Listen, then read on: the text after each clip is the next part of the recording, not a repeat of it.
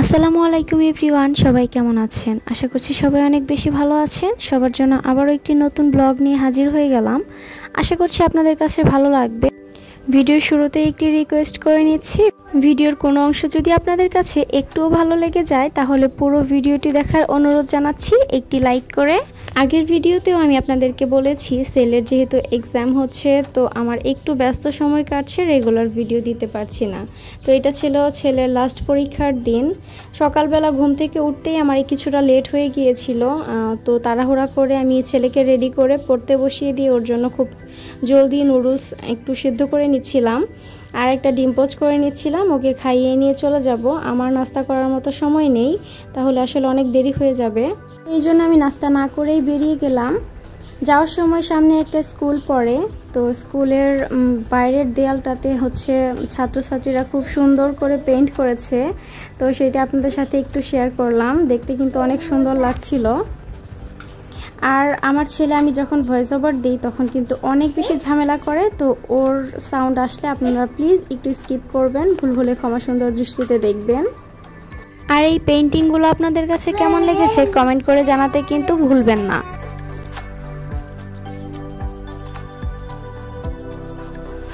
তো ছেলেকে ক্লাসে পৌঁছে দিয়েছি, এরপরে ফ্রেন্ডদের জন্য অপেক্ষা করছিলাম, মানে আমার বাচ্চার ফ্রেন্ডদের মারা।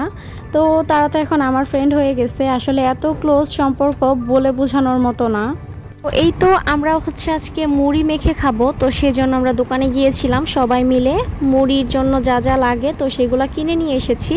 এরপরে পাশে হচ্ছে আমার একটা ননদের বাড়ি আছে, সেইখানে গিয়ে আমরা পেঁয়াজ আর মরিচগুলো কেটে নিয়ে এসেছি, আর ধনিয়া পাতাগুলো সেই বাড়ি থেকেই নিয়ে এসেছিলাম। এরপরে এই তো মুড়িগুলো আমরা মেখে নিচ্ছি, একটা ভাবিকে দায়িত্ব দিয়ে দিয়েছি, সে হচ্ছে মুড়িটা মেখে নিচ্ছে। তো পেঁয়াজ কাঁচা মরিচের সাথে দিয়ে দিচ্ছে হচ্ছে ম্যাগি মশলা যেটা আছে, তো ওইটা কয়েকটা প্যাকেট এখানে দিয়ে দিল, আর সরিষার তেল দিয়ে দিচ্ছি। এরপরে ভালো মতো মেখে নেবে। পেঁয়াজ আর মরিচটা হাতের সাহায্যে একটু ডলে নিয়ে তারপরে এখানে চানাচুর আর মুড়ি দিয়ে ভালো মতো মিক্স করে নেবে। এটা হয়তো আপনারা সবাই পারেন, তবুও আমরা কিভাবে করি এটাই শেয়ার করলাম। আর ওই যে আমরা ধনিয়া পাতাটা যে দিয়েছিলাম ওইটার জন্য ফ্লেভারটা আরও বেশি ভালো হয়েছিল। তো এটা আসলে এতটা টেস্টি হয়েছিল, আমি কিভাবে আপনাদেরকে বলে বোঝাবো। আসলে সবাই মিলে খাওয়ার মজাটাই কিছুটা আলাদা।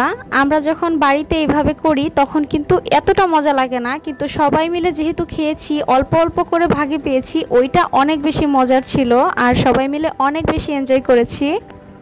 এরকম আমরা আগেও করতাম, যখন হচ্ছে বাচ্চাদেরকে নিয়ে আমাদের বসে থাকতে হতো মাদ্রাসায়, যখন ওরা থাকতে পারতো না একা একা আমাদের ছাড়া। এখন তো থাকতে পারে আলহামদুলিল্লাহ। এখন আসলে কেউই সেইভাবে গিয়ে মাদ্রাসায় বসে থাকে না, হয়তো পৌঁছে দিয়ে আসে আর দুপুরবেলা টিফিন খাওয়ানোর জন্য যায়, তখনও আমরা অতটা সময় দিতে পারি না, আর আগের মতো আসলে ওইভাবে সময় দেওয়া হয় না।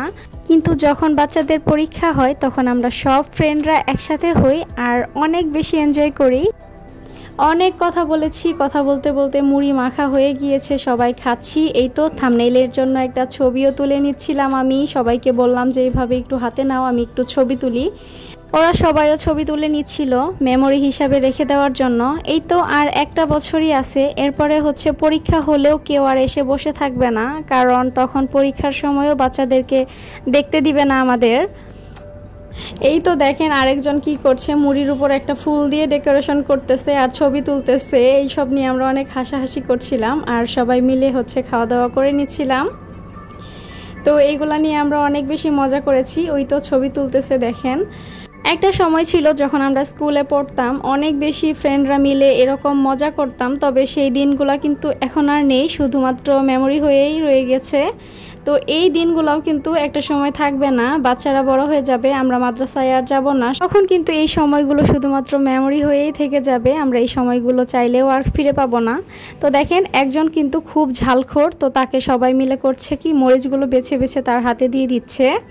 ও হচ্ছে প্রচুর ঝাল খেতে পারে, তো আমরা ঝাল খেতে পারি না, আমরা হচ্ছে মরিচগুলো বেছে বেছে নিচে ফেলে দিচ্ছিলাম। এই তো আমি খাচ্ছিলাম আর আপনাদের সাথে একটু একটু শেয়ার করছিলাম।